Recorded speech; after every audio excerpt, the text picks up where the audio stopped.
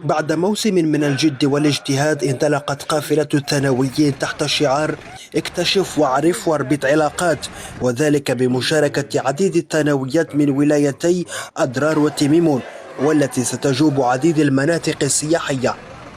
القافلة هذه فيها عينات من كل ثانويات الولاية اللي هم 42، والهدف منها أولا اكتشاف مناطق جديدة بالنسبة لهاد الأولاد، وثانيا باش يتعرفوا ويطلعوا، وثانيا باش ينفتحوا على المحيط الخارجي، لأن احنا عندنا قناعة أن أولادنا محتاجين لواحد الدفع نتاع موسوعي نتاع اطلاع واسع، وهذا ممكن هذه القافلة تعطيهم واحد الأمل، تخليهم يختلطوا، تخليهم يتعرفوا على بلايص، تخليهم يطلعوا، وهذه العملية راهي تزيدهم في رصيدهم العلمي والتربوي.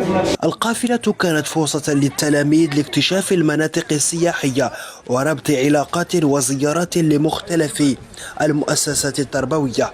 أولا التجمع في قاعة المحاضرات الكبرى والتعرف على الهياكل الموجودة بالجامعة، ثم التوجه إلى المكتبة من أجل الاطلاع كذلك على الأجنحة الموجودة وقاعات المطالعة إلى غير ذلك المكتبة، ثم التوجه إلى مركز الحساب للتعرف كذلك على دور هذا المركز وما يؤديه بالجامعة. أنا شاركت في الطبعة الثانية إن شاء الله، كانت لي لقاء تعارف مع الأصدقاء واكتشاف مناطق جد رائعة والتزود بالمعلومات.